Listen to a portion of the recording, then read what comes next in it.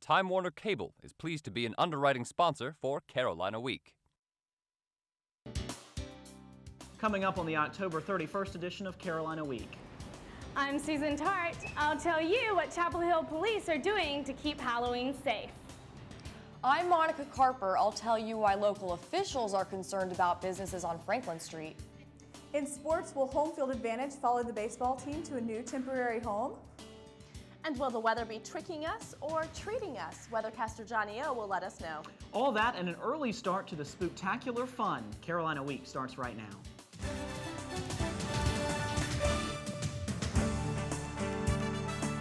From the James F. Goodman Studio in the School of Journalism and Mass Communication at the University of North Carolina at Chapel Hill, connecting campus and community, this is Carolina Week.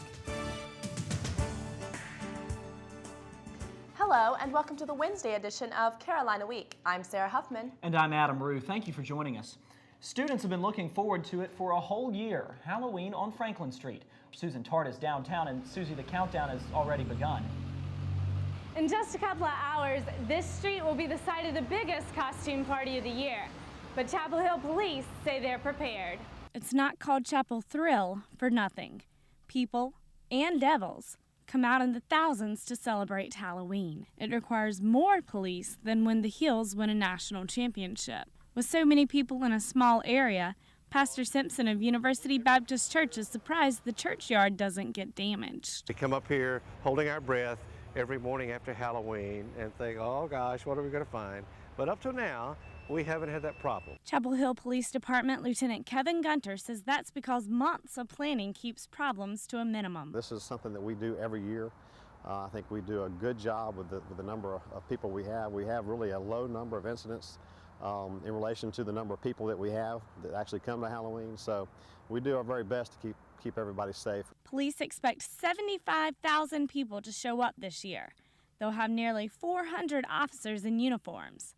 Franklin Street, from the Chi Omega House to West End Wine Bar, will be closed off to traffic starting at 9 p.m. Columbia, Raleigh, and Henderson Streets will also be closed. The event will end at 1:30 a.m. and traffic will resume once the streets have been cleaned. Police will have bins similar to this one set up to hold confiscated items such as alcohol and glass bottles. They'll also be taking costume props that could be mistaken as weapons, such as this pitchfork, so it's best to leave those at home. So Susie, I take it that means no toy guns or plastic axes like the ones I was planning to bring. What other costume help can you give us? Well, pets and animals aren't allowed into the area, so if your costume calls for one, it's best to keep to a stuffed animal instead. It's also probably not a good idea to come as a Chapel Hill cop. You might be arrested for impersonation. Good advice. Susan Tart on Franklin Street. Thank you. Are you one of the Americans who think Casper the Friendly Ghost might be real? The Associated Press recently did a study that found 34% of Americans believe in ghosts. That's about the same number of people who say they're avid baseball fans. 19% of people believe in witchcraft or the existence of spells. And 5% say they've seen a monster in the closet, and most of those were adults. Although UNC students don't yet know the results of the homecoming election Tuesday, they do know that the student fee referendum passed overwhelmingly. 82% of voters approved a student constitution amendment that will give students the chance to approve or disapprove several student fee increases. Carolina students now have the opportunity to vote on increases in student legal services, the undergraduate teaching award, and Apple's fees. Students already had the right to vote on the student government fee, the student body scholarship fee, and 3 others. After Student Congress approves one of these fee increases, it will move to a student body vote. The search for a new chancellor is underway, and the university wants input from students. Chancellor James Measer won't leave office until June, but a committee is already looking for potential candidates to take his place. You can help in the search process by posting your thoughts on a blog created by Student Government. Students on campus today said they want the new chancellor to represent the entire university. Like someone who's personal or personable and will listen to what we have to say. I don't know, like the old chancellor seems to have been a really good fit, and so I guess a lot of his qualities. For a link to the blog where you can post the qualities you want in a chancellor, you can log onto our website, carolinaweek.org. And what sort of qualities do city officials want for new businesses coming to Franklin Street? Monica Carper is in the newsroom with that answer. Officials want to make it easy for the right type of new businesses to come to town, Sarah, and make it easy for those business owners as well. They don't want Chapel Hill to look like a ghost town. Walking along Franklin Street, it's easy to notice the empty buildings with for lease signs on them. Many of these buildings have been empty for a while. Not all members of the Chapel Hill Town Council agree about which types of businesses should fill the spaces, or exactly how to help make those businesses successful.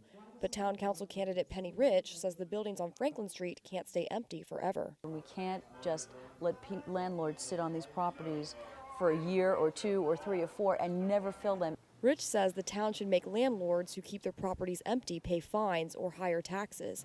She worries about how others will perceive downtown Chapel Hill if lots of buildings are empty. Absentee landlords don't live on Franklin Street every day. They don't see what it does to the town. It gives it a bad perception. It gives it a perception that no one is coming to downtown and that things are failing. And that's what we don't need. The owner of Hookah Bliss, Adam Bliss, says something needs to be done to help small business owners understand the process. Trying to figure out exactly what you have to do to open is one of the biggest challenges. After that, it's just a matter of figuring out the paperwork for each individual requirement and department and office. And there's no reason why anyone should have to wait months on end or weeks on end or even a couple of days just to figure out what they're doing. Bliss says all Franklin Street businesses benefit when others are able to stay open. You know, if you've got empty spaces, it means that the street isn't healthy. City officials also want to make sure new businesses help Chapel Hill maintain its college town charm. Monica Carper live in the newsroom. Thank you. 8 years ago, a single gunshot rattled a North Carolina community. Coming up, we'll tell you how that gunshot is still tormenting the people affected by it.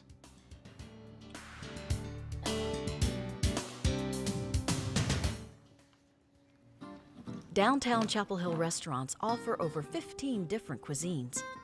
From the far corners of the world to simple Southern delicacies, there are a variety of different dining experiences that will satisfy every appetite. No matter where you choose to go, you're sure to find a restaurant that is perfect for you. So, for your next night out, why go anywhere else but downtown Chapel Hill? Don't walk. Don't walk. Walk. Do not enter. Hot dogs. Definitely like hot dogs. Motorcycle club. Everything must go. Ghostly ghouls. Don't look at that, Teddy. Body piercing. Ouch. Everyday moments can become teaching moments because learning starts long before school does. Give your child the start they need at bornlearning.org. Bald Head Island is a small village on the southeastern coast of North Carolina. Many things define it, but none so powerful, none so haunting as the death of one of Bald Head's finest 8 years ago. Reporter Jennifer Carpenter has the story. To the unknowing observer, not much has changed on Bald Head Island through the years. Fishermen still cast lines into ocean crests. Prim white gentry still play croquet. The sun still sets over sea oats. But there are changes you can't see. Changes in the hearts and minds of Bald Head locals, brought on by the haunting memory of fallen police officer, Davina Jones. And said 1012, and then her radio keyed up and I could hear her advising someone to put the gun down. There was no guns allowed on Bald Head Island, although I can't make contact back with her. 4205, you're advising you need rescue? I can be rescue here now. 10-4, they're en route. And when you look at the evidence, it's just not there. You've got 2 state medical examiners who say it's suicide. You've got a state psychiatrist who's reviewed the file, says it's suicide. I mean, that's what the state's experts say.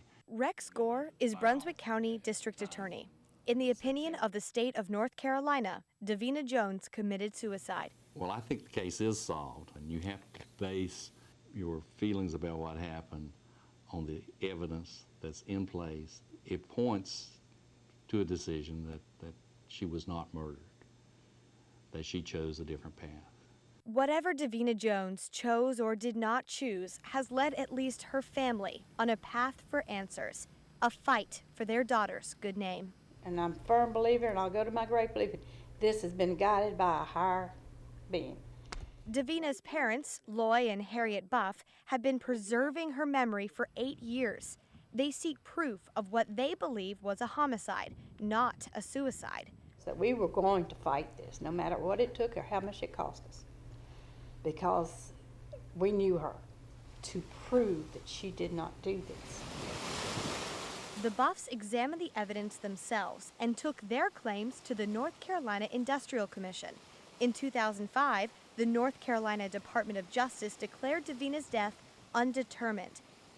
Drive down the narrow, canopy paths of Bald Head or stand on the docks by the Sound.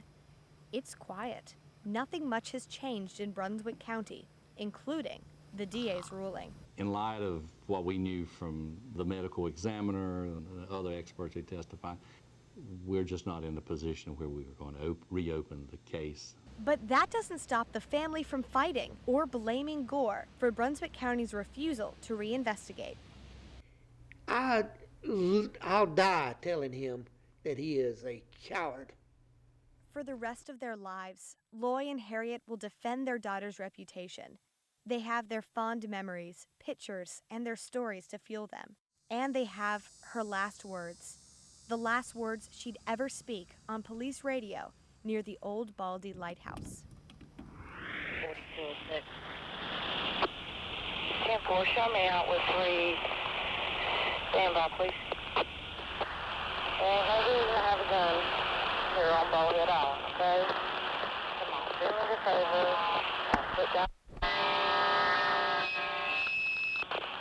And this is what she was wearing from July until she was killed.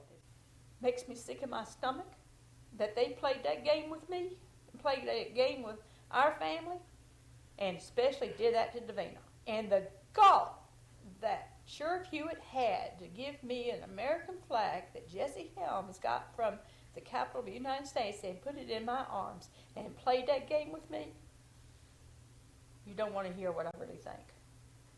All of us who ever were involved with Davina Buff Jones, we're here because of her and what happened that night.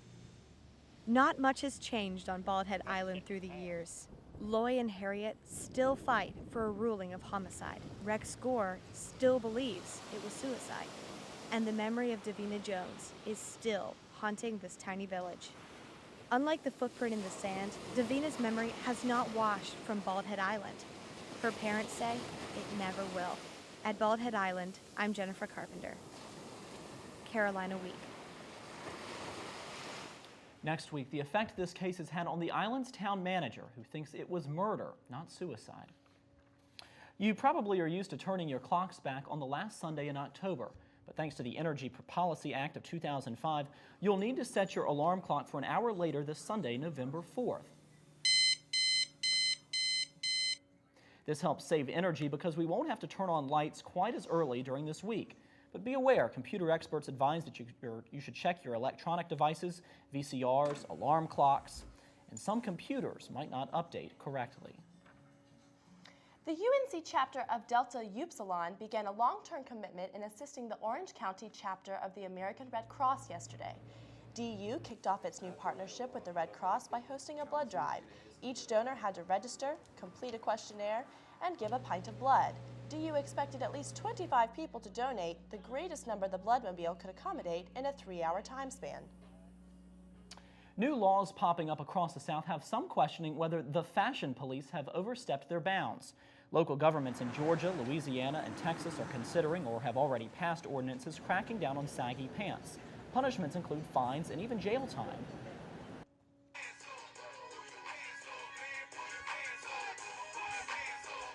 The Dallas city government has teamed up with rapper Dooney DePriest to create a campaign against the style with the rapper's song Pull Your Pants Up as an anthem. The Chapel Hill information officer says the town is unlikely at this point to consider a law that would ban an article of clothing. Sunny skies are back in Chapel Hill after last week's 3-day drenching. Despite the rain, we still shouldn't waste water because North Carolina isn't out of the woods just yet. Governor Mike Easley has activated a state emergency team to deal with the drought and has again asked for a statewide water conservation. At least 30 inches of rain is needed to completely make up for the rainfall deficit. But for now, the skies remain cloudless, and the leaves aren't staying on many trees long enough to change colors. And we're joined now by weathercaster Johnny O. Happy Halloween, Johnny O. Well, howdy to you folks. It was a tricky forecast to make, but are we going to have a treat? Your ghoulish Franklin Street forecast is coming up next.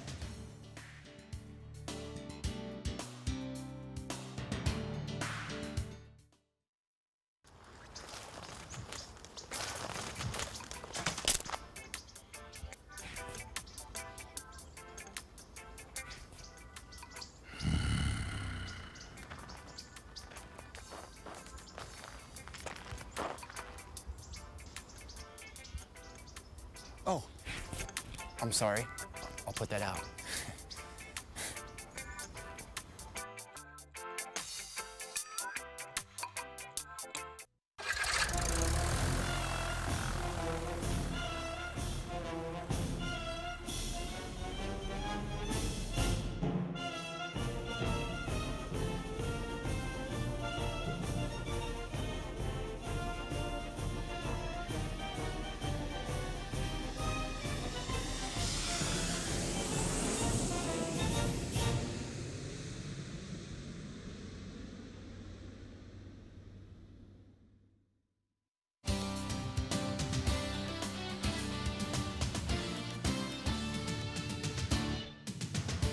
Howdy, welcome back to Carolina Week. I'm John Snow. We're going on an adventure with your forecast, so let's take a look. No tricks here. We're seeing great conditions at this point in time, and in fact, treat yourself. We're seeing a little bit of an inverted look there. Some cool looks going on right now, and we're expecting cool conditions to come into your forecast as you go into the weekend. Let's take a look at satellite radar, and whoa, look at that. It's scary stuff. I don't know what that is. Yikes. Anyways, we're seeing clear conditions over Raleigh, Durham, and Chapel Hill right now, and that's because we're seeing a cold front that's strayed right over here and way back into Georgia, and this has passed on through, giving us clear conditions, cooler weather as winds are from the north, and we're going to continue to see some really, really nice conditions for the next few days. What does that mean for us? Let's look at our Franklin Street forecast for tonight. 7 o'clock, look at this. Just a few passing clouds. Temperatures will be around 64 degrees at 7. We're going to cool off into around 59 by 9. By midnight, expect temperatures to be around 56. It's going to be a cool 50 by the time things wrap up at around 2 in the morning. So if you're headed out there with costumes, make sure that you have maybe a light jacket with you because it can get a little bit cool later on this evening. Now, there's another thing that we need to take a look at if you're talking about travel. We have Tropical Storm Noel that is developing and constantly moving toward the north at this point in time. We're expecting it to move north and then pass on off to the east. It won't affect us in terms of clouds and conditions like that. However, we are going to see a possibility of some increased winds over in the beaches. Our character wants to know what our mountain forecast looks like. Expect temperatures to be in the 60s with partly cloudy conditions. If you're headed to the beach, expect temperatures again to be in the 60s. High beach surf possible this weekend, so keep that in mind. Let's take a look at your forecast for tonight. Temperatures in the 50s for Chapel Hill and Duke. Let me mosey on over back to the desk. Temperatures around 50 degrees at NC State tomorrow. Expect highs to be around 72 degrees. And then for the next 4 days, cooling off into the mid-60s as we head into your weekend. Partly cloudy skies, a slight chance of rain on Saturday. Overnight lows will be in the mid-40s. And it's going to be a very cool weekend, more like fall, but it should be nice for this coming weekend. Now, I'm back here at the desk, and you know what? I'm kind of surprised. These are not the people I remember seeing just a second ago. Who are y'all? Well, I am Dottie Henson from A League of Their Own, baseball player. Ooh. And I'm Anderson Cooper from CNN. Oh, hi. Hey, Anderson. How are you? Good to see y'all. Good to see you, too. Sounds like a good weather forecast. It should be a nice one. Johnny O, Mr. Cowboy. Thanks, Johnny. Well, students have a hard time getting out of bed the day after Halloween, but 4 lucky students say that won't be a problem this year. The students won a scavenger hunt sponsored by Rampage on Sunday. The grand prize is breakfast with Roy Williams Thursday morning. Each group received clues to lead them around campus. The group studied maps beforehand to figure out the quickest paths through the hunt. Katie Littlefield was on the winning team. She says she looks forward to the day after Halloween more than the holiday itself. Halloween comes every year, but Breakfast with Roy, that's once in a lifetime. And we're joined now by sportscaster Sarah Moore. And Sarah, you know, I know a lot of students would really love to have breakfast with Roy Williams. Well, I'm sure that we all would, but I mean, I know 15 guys who get to have breakfast with him on a regular basis. Coming up in sports, basketball season is finally here. We'll give you a look at what the team needs to do to live up to the expectations that come along with the #1 preseason ranking.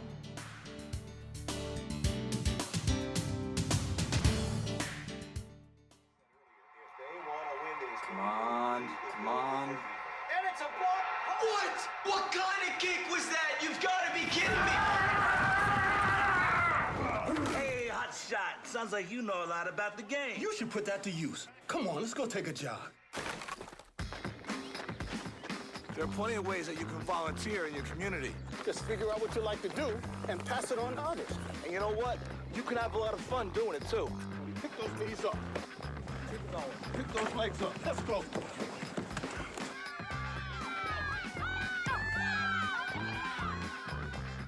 All right now, show them how to kick that ball. To find out ways you can volunteer in your community, log on to teensvolunteer.org. Okay, Ben, here we go, buddy. That was great, Ben. This time, just try to kick the ball. Do what you like to do. Volunteer.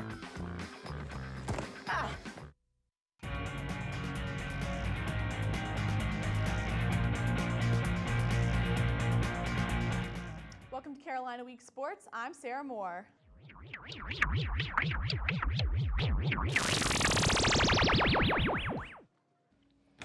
But you can call me Wonder Woman. A relaxing afternoon at the Bosch, watching a little college baseball, Marissa May says those fun days will be put off for at least a year as the team heads to a temporary home before the new and improved Bosch opens. Home field advantage. It's an idea many teams embrace. But for the Tar Heel baseball team, it's an idea they might have to overcome. As construction crews begin to demolish what the Heels have called home since 1972, they're forced to leave their comfort zone and play at USA Baseball's complex in Cary. For senior Chad Flack, spending his senior year in an unfamiliar stadium is bittersweet. Well, it's going to be different. I love playing in the Bosch in front of all the Carolina folks, and it's going to be different. But it's one of those things they got to go to, and they're taking the baseball program to a different level by building the new Bosch, and I'm proud to be a part of the teams that helped did that. Building a new Bosch is just what the team needs to bump up their program and provide for not just the players, but for the fans as well. Head coach Mike Fox believes the Cary complex will get everyone ready for that change. It's about the same size as Bosch Hammer. The concourse is bigger. I think the sight lines for the fans are going to be a lot better. Concessions and bathrooms, which is what we're trying to do to Bosch Hammer. We're trying to get it up to these standards. But the new Bosch is over a year away from being done, and the focus needs to be on this season. Fox and Flack agree the field's dimensions are one aspect that might change the game for the Heels. So it's going to be, I think it's going to be a pitching and defense ballpark for sure. It's going to change the nature of games. It's definitely not a hitter's park. You're going to have to use your speed, and you're going to have to pitch well in this park. And I think we got the team to do it. Getting the team to adapt to new surroundings is only half the battle. Giving the team a home feel is the job of the fans, and they're hoping Carolina Blue will spread to Cary. In Cary, I'm Marissa May, Carolina Week Sports. With 4 games remaining, the football team needs to win out to become bowl eligible. The team is a disappointing 2-6 overall, 1-3 in the ACC. All remaining games are against conference schools. To turn things around, Coach Davis says the team has to win the battle for field position. We continually keep putting our defense on the field, if not scoring points, at least setting up the opportunity to score points, and that's something that's got to stop these next 4 ball games. It just puts way too much pressure on your defense. The men's basketball season will kick off this weekend with an exhibition game against Shaw. Most of the lineup is back, but this year they're stronger, faster, and smarter. Ty Lawson will need to drive and shoot, not drive and dish. Wayne Ellington can't live inside the paint.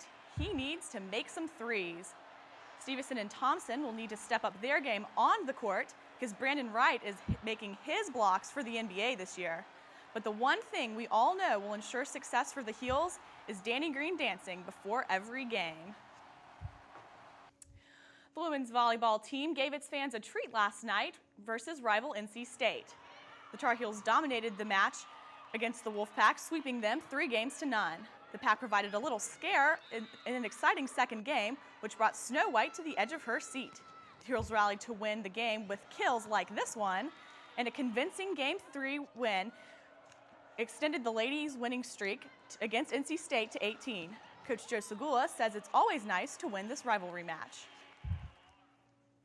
Well, it's always good to beat NC State and a rival in any sport, whatever we come into. I think what felt good to me is before the match, I saw a lot of alumni come out here with their little kids who said anytime Carolina is going to play State in anything, it's worth the drive in here.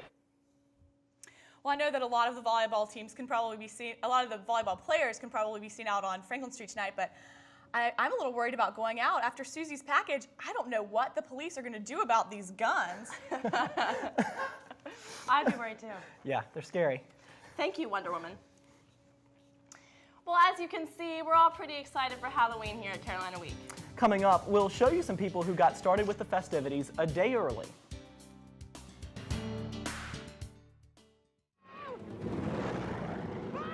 Mother taught me. She's averaging 18%. Balance the budget. Increasing clouds for...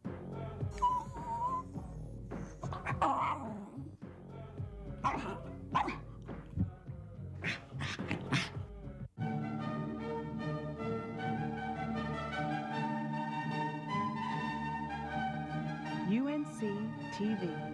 Your remote stops here. If you have a story idea, contact Carolina Week at 843-8292. You can also visit us online at carolinaweek.org. If you have questions about this program, write Carolina Week at Campus Box 3365, UNCCH, Chapel Hill, North Carolina, 27599. Pretty exciting even for us college students. Claire Williamson, who will be on Franklin Street tonight as Monica Lewinsky, reminds us how much kids enjoy the fun of Halloween. Cowgirls, hockey players, and skunks, oh my. Pittsburgh's best dressed were out on Tuesday night to celebrate Farrington Village's 16th annual Pumpkin Fest. The event offered a variety of children's activities, and mom Leslie Ann Yell says there was no shortage of enthusiasm at her home. Yeah, we get excited. This morning she was talking about it, so she's talked about it all day, and we're definitely excited. Gardeners and chefs carved more than 60 elaborate jack-o'-lanterns for the 3-day celebration, which ends today. Young and old alike can enjoy the pumpkin artwork displayed throughout the neighborhood. They're great. I mean, they have lots of different scenes and different people, and then you try to guess which one they are. They're from some cartoon character. Yeah, they're great.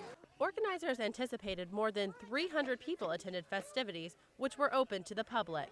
With all the excitement at Pumpkin Fest, residents of Farrington Village were saying, "Orange, you glad it's Halloween?" Children jumped and climbed over a hay bale maze, while a bluegrass band provided the background music and a chance to dance.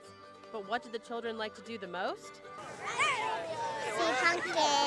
Playing. Play in hay. A spooky story time worthy of Harry Potter capped off the evening at McIntyre's Books. And even though Halloween was still a day away, for these children, it's never too early to begin the fun. In Pittsburgh, I'm Claire Williamson, Carolina Week. Well, this story is just another reason why I'm really excited about Halloween. Yeah, it's such a great holiday. Well, that does it for this edition of Carolina Week. Have a happy Halloween, everybody. And be safe out there. We'll look for you on Franklin Street. Good night.